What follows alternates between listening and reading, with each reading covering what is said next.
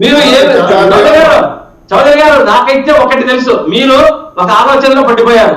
నాగబాబు గారు మంత్రి అయిపోతున్నారు, చిరంజీవి గారు ముఖ్యమంత్రి అయితే నా పదవి ఎట్లా మీరు ఆలోచిస్తున్నారని నా అభిప్రాయం.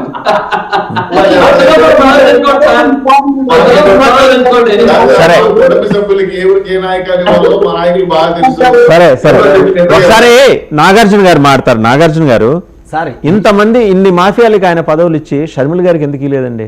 అదే సార్ మేము కూడా అడుగుతున్నాం. ఇప్పుడు సరే షర్మిల, సో అందుకనే ఆవిడ బయటకు వచ్చిందంటారు. అలా ఎందుకు అనుకోవాలి సార్? ఇప్పుడు మీరే కదా అన్నది, నేనెక్కడ అన్నాను? అందుకే అదే కదా మేము చెబుతాను. అంటే జగన్మోహన్ రెడ్డి గారు సొంత కుటుంబాన్ని కూడా చూసుకోవడంలో విఫలమయ్యారు. బట్ రాష్ట్రానికి, అందుకే రాష్ట్రానికి ఏం చేస్తారని చెప్పి ప్రజలు ఎంత ఇచ్చారు? 11 సీట్లు ఇచ్చారు. అదొకటి సార్. రెండోది, నాకు ఈ పెద్ద మనుషులు చెప్తా, నేను గిచ్చుతాను మీరు ఆడమండి, లేదు మీరు గిచ్చండి నేను ఆడుస్తానంటూ ఇప్పుడు వైసీపీ కానీ లేదా కూటమి కానీ అందరూ దొంగలే కదా. మీకు కాంగ్రెస్ పార్టీ ఏం డిమాండ్ చేస్తుంది? నిజంగా మీకు శుద్ధశుద్ధి ఉంటే జనసేన పార్టీ ఎందుకు పెట్టారని చెప్పారు సార్ స్టార్టింగ్లో. వీళ్ళు మేము ప్రశ్నించడానికి పెట్టామని చెప్పి చివరికి ఏం చేస్తున్నారు? వీళ్ళు పదవులు పంచుకుంటున్నారు. ఏదో 100 కోట్లు 200 కోట్లు జరిగిన మాఫియా మేము పడతారు కదా, 1700 కోట్లు అవినీతి జరిగింది ఏది పవర్ సప్లై మీద. దాని మీద మీరు కమిటీ ఎందుకు వేయట్లేదు? విచారణ ఎందుకు చేయట్లేదు? ఇంతవరకు సిటీ ఇన్వెస్టిగేషన్ కానీ సిబిఐ ఎంక్వైరీ కానీ ఎందుకు అడగట్లేదు చెప్పి ఇంతవరకు నేను క్వశ్చన్ చేస్తున్నాను సార్. వాళ్ళు క్వశ్చన్ ప్రశ్నించడానికి ఎలా అడుగుతారండి? మీరేం మాట్లాడుతున్నారు? ఎలా అడుగుతారు? పైన అదాని, మోదీ వీళ్ళున్నారు, సౌత్ బ్లాక్ నుంచి ఇన్స్ట్రక్షన్స్ ఉంటాయి, ఎలా అడుగుతారు? అదే సార్ మేము అడిగింది కూడా అదే సార్. ఇప్పుడు వాళ్ళు ప్రశ్నించడానికి పార్టీ పెట్టారు, పదవులు పంచుకుంటున్నారు కదా. ఈ పెద్ద మనిషి చెప్తున్నారు మరి మీ సెంట్రల్ కనీసం దాని మీద కనీసం వాళ్ళు ప్రాపర్ ఎంక్వైరీ కూడా అసెంబ్లీలో మాట్లాడటానికి చర్చించడానికి సమయం కూడా ఇవ్వట్లేదు సార్. మీరు 1750 కోట్ల దగ్గర ఆగారు. నేను 1,00,000 కోట్ల నష్టం గురించి అసెంబ్లీలో ప్రభుత్వం ప్రస్తావన చేయకపోవటం గురించి అడుగుతున్నాను. అవును, చర్చించాలి కదా సార్. ఇప్పుడు నష్టం 1,00,000 కోట్ల నష్టం, అవినీతి 1750 కోట్లే, సముద్రంలో కాకిరెట్ట. 1,00,000 కోట్ల నష్టం గురించి ఎందుకు మాట్లాడలేదనే విషయంలో మీరు అడగలేదుగా షర్మిల. మీకు ఇంకోటండి, మీకు స్క్రిప్ట్ లో తెలుగుదేశం పార్టీ నాలెడ్జ్ సెంటర్ నుంచి వస్తాయటగా సార్. ఎవరు రాయట్లేదా? ఎవరు రాయట్లేదా మీ పార్టీలో స్క్రిప్ట్? వైసీపీ ఎందుకని వైసీపీ వాళ్ళకి ప్రశ్నించడం రాట్లా? షర్మిలమ్మ ముందుకెళ్లి ప్రశ్నిస్తుంది.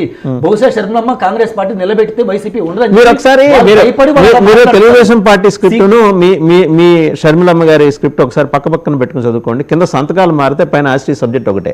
అంటే తెలుగుదేశం పార్టీని ఎంక్వైరీ చేయమని చెప్పి ఎవరైనా మాట్లాడతారు సార్? మాట్లాడతారా? మేము మాట్లాడాం సార్. ఏమని? సిబిఐ వాళ్ళు మాట్లాడలేరు కాబట్టి ఎందుకు భయపడుతున్నారని చెప్పి. ఇప్పుడు జగన్మోహన్ రెడ్డి గారిని యాజ్ వెల్ యాజ్ కూటమి ప్రభుత్వం ప్రశ్నిస్తే కాసేమో స్క్రిప్ట్ వాళ్ళు ఇచ్చారంటారు, కాసేపు స్క్రిప్ట్ వీళ్ళు ఇచ్చారంటారు. అంటే మీరు మాట్లాడే భావప్రకటన స్వేచ్ఛ ఉండదేంటి సార్ వీళ్ళు? సరే, మీరు మాట్లాడుతున్నారు. రెండోది ఏంటి, ఆవిడ్ని మార్చేస్తున్నారట ఢిల్లీలో. ఏవో ఢిల్లీ నుంచి కబురు వచ్చింది, ఆవిడ్ని మార్చేస్తున్నారు. చిన్న మాట సార్, ఇంకొక చిన్న మాట. ఒక నిమిషం తిరుమలరావు గారు, వస్తాను ఈయన మాట్లాడండి. ఒక్క నిమిషం మీ దగ్గరకు వస్తా తిరుమలరావు గారు. ఇంకొక చిన్న మాట సార్. ఇప్పుడు వైసీపీ వాళ్ళు ఆ మాఫియాని ఈ వంతుని ఎంకరేజ్ చేశారని చెప్తున్నారు. నిన్న కాక మన రాజ్యసభ సీట్లు 3 ఇచ్చారు సార్. అందులో ఎవరెవరు ఉన్నారు సార్? సానాథ్ సతీష్ బాబు అని ఒక అతను ఉన్నాడు, పెద్ద మనిషి. ఆయన ఏంటి సార్, ఇప్పుడు సిండికేట్లు నడుపుతుంది అతను సార్. మరి ఆ డబ్బులు ఏ సిండికేట్లు? గనులు కానీ మైనింగ్ ఎవ్రీథింగ్ అనే కదా సార్ చూస్తుంది. నిన్నగా మొన్న ఏబిఎన్ అనే వాళ్ళ టీడీపీ సపోర్టింగ్ ఛానల్లోనే వేశారు సార్, పెద్ద శేషికేశారు. వెనకొన్ని మొత్తం నడుపుతుంది సానా సతీష్ బాబు అని చెప్పి ఇండైరెక్ట్గా వాళ్ళే రాశారు. అంటే వీళ్ళు కూడా మాఫియాని ఎంకరేజ్ చేస్తున్నారు. అసలు సానా సతీష్ బాబు ఏం చేస్తారు సార్? ఏదైనా అవినీతి కానీ అక్రమాలు కానీ ఏమైనా జరిగితే ఆ లాబింగ్కి సానా సతీష్ బాబు ముందుకెళ్ళి ఈ అవినీతిని ఆపండి, ఎంక్వైరీ ఆపండి, అరెస్ట్ చేయొద్దని చెప్పి ఇలా లాబింగ్ చేసే వ్యక్తి సానా సతీష్ బాబు. ఇలాంటి వ్యక్తికి వీళ్ళు రాజ్యసభ ఇచ్చి ముందుకు పంపిస్తున్నారంటే వీళ్ళు ఇండైరెక్ట్గా కూటమి ప్రభుత్వం కూడా ఎంకరేజ్ చేస్తున్నట్టే కదా. నాకు తెలిసి కూటమి ప్రభుత్వం జాగ్రత్తలు తీసుకుంటుంది. ఎట్లా పడితే అట్లా మీకు మళ్ళీ పంపించరు, పరిమళనత్వాన్ని తీసుకొచ్చి డంప్ చేసి. సానా సతీష్ బాబుని ఎవరు పంపిస్తున్నారు? ఆయన ఏమైనా పత్తిత్తా? కూటమి ప్రభుత్వం సపోర్ట్ చేశాక పంపిస్తుంది.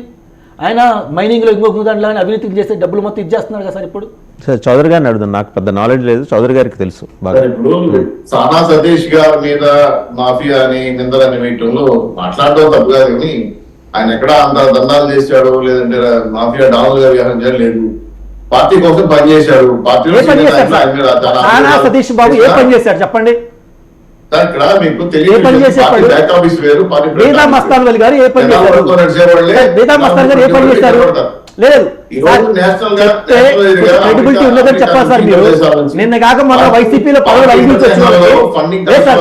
పార్టీ నాయకత్వం ఇచ్చినా కానీ పెద్ద ఎత్తున పార్టీ పరంగా మీ పార్టీలో నాయకులు లేక మీరు వైసీపీ నుంచి రాజీనామా చేసి మీరు తెప్పించుకుంటున్నారు సార్. మీకు ఏదైనా అభియోగాలు ఉంటే మీరు నిజంగా తప్పు చేశారంటే మీరు పత్రిక పెట్టండి.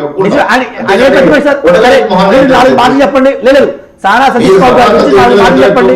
సానా సతీష్ రాజకీయ నాయకుడు పనికిరాడా, సానా మీద ఎంక్వైరీలు ఉన్నాయా, ఆయన తప్పులు చేశాడా ఉంటే నాకు చెప్పండి. మీరు అధికారం వచ్చిన తర్వాత వైసీపీ ఎలా మారుతున్నారో మీరు అలాగే మారుతున్నారు సార్. మీకు వాళ్ళు తేడా లేదు. లేదు వాళ్ళు బయటపడి చేస్తున్నారు, మీరు బయటపడి చేయట్లా అంతే. మీరు 2 మాటలుగా సానా సతీష్ బాబు గారి గురించి 4 మాటలు చెప్పండి. మీరు సానా సతీష్ బాబు గారి గురించి 4 మాటలు చెప్పండి. 4 మాటలు కాదండి, 10 మాటలు చెప్తాను సార్. చెప్పండి, వింటాను చెప్పండి. మీరు చెప్పండి చెప్పండి. ఆయన మీద వ్యతిరేకుతున్నారు తెలియదు కానీ పార్టీ ఆఫీస్ లో మాకు బ్యాక్ ఆఫీస్ లో పనిచేసిన వ్యక్తులు కీలక వ్యక్తి ఒకడు. చాలా నిర్ణయాల్లో చాలా పరిశ్రమ సపోర్ట్ చేశాడు.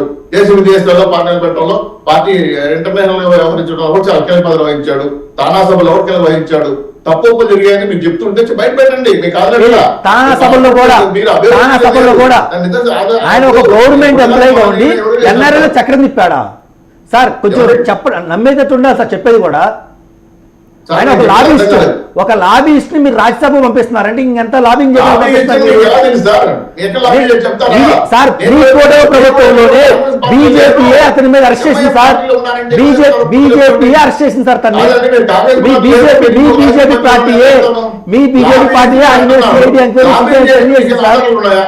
అన్ని చేసింది అంటే పక్కన ఉన్నారా? కెమెరా తీసారా, ఫోటోలు తీసారా, ఎన్ని ఫోటోలు చేసి చెప్పండి.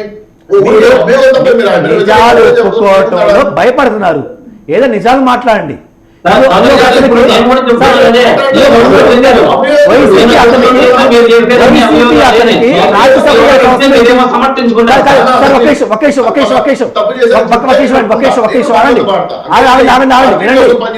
ఐటీడీపీ కోసం పార్టీ బ్యాక్ ఆఫీస్ లో పనిచేయడం, నేషనల్ పనిచేయడం వ్యక్తుల్ని ఏదో